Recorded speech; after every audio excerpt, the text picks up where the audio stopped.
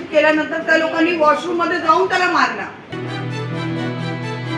आणि वॉर्डमध्ये जे ब्रदर होते त्यांना नातेवाईकांनी चाकू दाखवून चाकूचा भीती दाखवलेली।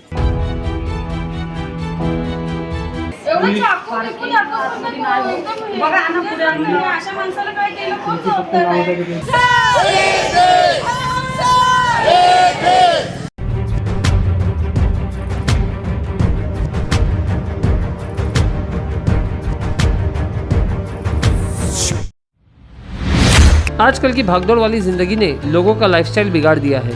बाहर का खाना, वक्त बेवक्त सोना, एक्सरसाइज न करना, जिसकी वजह से कई बीमारियां पकड़ लेती है, जैसे high BP, high sugar, high cholesterol, uric acid, obesity जैसे। लेकिन doctor Phalke's hope diabetes and medical centre में ये सारी बीमारियां न सिर्फ कंट्रोल होती है बल्कि रिवर्स भी होती है। अब तक हजारों पेशेंट को ठीक कर चुके डॉक्टर रमेश फाल्के का कहना है, सिर्फ अच्छी डाइट और सही वर्कआउट से भी सभी लाइफस्टाइल डिजीज भी ठीक हो सकती है। अगर आपको ऐसी कोई शिकायत है तो ज़रूर विजिट कीजिए doctor Phalke's hope diabetes and medical centre, behind Haji motor, below galaxy hotel, Vanjarpatti नाका, वाड़ा रोड, भिवंडी। दिव्यांग वार्ड बॉय को मरीज के रिश्तेदारों ने जमकर पीटा। थाने सिविल अस्पताल की है घटना। डॉक्टर कर्मचारियों का काम बंद आंदोलन।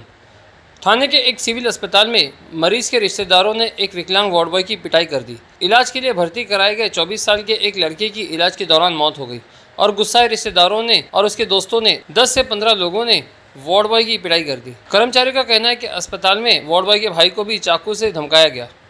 शनिवार सुबह जब ये घटना घटी तब अस्पताल में पुलिस भी मौजूद नहीं थी।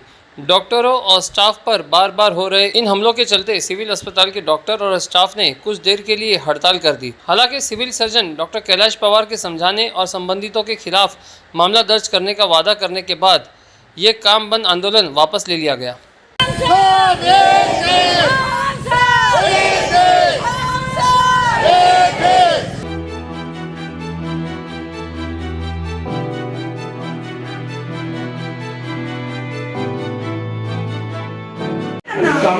की आमचे जेव्हा कर्मचारी एमएससी घेऊन तुमच्याकडे येतात किंवा तक्रार आहे म्हणून किंवा एमएससी पेशंटचं डिस्चार्ज किंवा कळवावी लागतं मला डिस्चार्ज झाल्यानंतर एमएससी पेशंट, तर त्यानंतर जेव्हा आमचे कर्मचारी येतात ते म्हणतात इथं नाही आहे, इथं नाही कळवायचं, वागेल।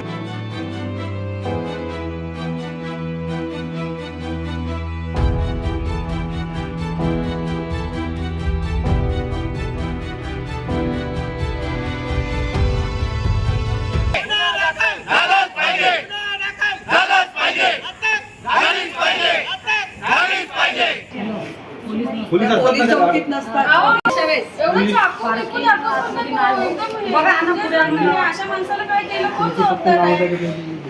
ती चौकी फक्त नुसतीच ठेवली, तिथं पोलीस अजिबात नसतात। तिथे एखादं पोलीस सिरियस पेशंट आणि आयसोलेट शिफ्ट केल्यानंतर त्या लोकांनी वॉशरूम मध्ये जाऊन त्याला मारला, आमच्या ब्रदरला चाकू दाखवला। हे कितपत योग्य वाटतं तुम्हाला? म्हणजे रुग्णसेवा करायची की नाही आम्ही लोकांनी, आणि कशा पद्धतीने करायची? आणि सगळे राजकारणी नाते आणि पोलीस चौकीमध्ये एक पण पोलीस नाही। आम्ही सर्व आमच्या परीने प्रयत्न करत असतो। आमचा नातेवाईक म्हणूनच त्या प्रत्येक पेशंटला ट्रीटमेंट करत असतो। तो काल जो रुग्ण आला होता तो एकदम सिव्हिअर MI, त्याला 2 वेळा ECG आपण केलेला, सिव्हिअर MI त्याला होता, त्याची सगळी ट्रीटमेंट आपण सुरू केलेली होती आणि तो पेशंट दगावला आता ते आपल्या काही हातामध्ये नसतं। पण नातेवाईकांनी चिडून आमचा जो अपंग कर्मचारी आहे त्याला खूप मारहाण केली, त्याला लिफ्टमध्ये मारहाण केली, त्याला बोलता येत नाही, तो घाबरून रात्री आता पण रडत होता, त्याला शेवटी आता आम्ही ॲडमिट केलेला आहे, तो मनाने पण खूप कसलेला आहे। आणि वॉर्डमध्ये जे ब्रदर होते त्यांना नातेवाईकांनी चाकू दाखवून चाकूचा भीती दाखवलेली। तर अशा परिस्थितीमध्ये मग आम्हाला सर्व आरोग्य कर्मचाऱ्यांना काम करणं हे खूप अवघड होईल आणि असं होऊ नये। आणि रात्री जे ड्युटीवर पोलीस असायला पाहिजे होते ते पोलीस हजर नव्हते, त्यामुळे आम्ही हतबल होतो का आम्ही जायचं कुठे, आम्हाला प्रोटेक्शन थोडंफार असायला पाहिजे। आणि जर नातेवाईक हॉस्पिटलमध्ये चाकू घेऊन येत असतील तर हे खूप गंभीर आहे, मग आम्ही लोकांना रुग्णसेवा कशी देणार असं आहे। आणि यासाठी लक्ष वेळावं म्हणून आम्ही हे 10-15 मिनिटाचं आंदोलन करत आहोत आणि सगळ्या सर्व्हिसेस आम्ही तशा चालू ठेवलेल्या आहेत। आता मी एक इमर्जन्सी ऑपरेशन पण आता हे तुमच्याशी बोलल्यानंतर जाऊन करणार आहे। पेशंट रात्री ॲडमिट झालेला आहे। मारहाण केली आणि काय प्रकार नेमका सिव्हिल रुग्णालयात घडला होता?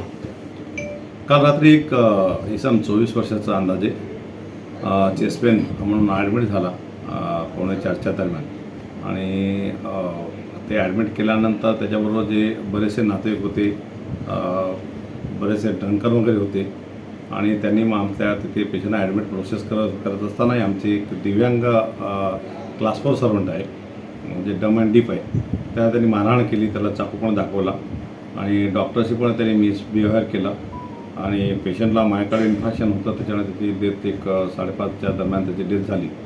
पण त्याच्या आधीच त्यांनी सगळं धिंगाणा केला होता, पेशंट सिरियसच होता आणि या सगळ्या गोष्टीची काळजी डॉक्टरांनी ट्रीटमेंट दिली, वेगवेगळ्या सगळ्या गोष्टी केल्या होत्या, काही कारणच नव्हतं. पण अंडर अल्कोहोल इन्फ्लुएन्स असल्यामुळे त्या नातेवाईकांनी मामा आणि ब्रदरला चाकू पण त्यांनी दाखवला आणि आमच्या डॉक्टरशी पण त्यांनी मिसबिहेव केलं. आज सगळे आमचे कर्मचारी लोक काम बंद आंदोलन सकाळी केलं होतं, परंतु मी DCP साहेबांशी इथले लोकल PI यांच्याशी बोलून FIR दाखल करायला सांगितले. त्याच्यावर गुन्हा दाखल करायची प्रोसेस चालू आहे.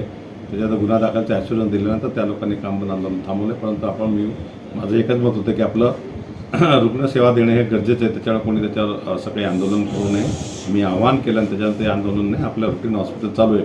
परंतु आम्हाला ज्यांच्या मागण्या तेरा असतात की प्रोटेक्शन मिळावं, नातेवाईक जे हमले करतात त्याच्यावरती व्यवस्थित गुन्हा दाखल करून त्याची चौकशी करून जे काही गुन्हेगार आहेत त्यांना सजा किंवा त्याला जे काही शिक्षा आहे ती मिळायला पाहिजे, ही सगळ्यांची ती माफाकच अपेक्षा आहे.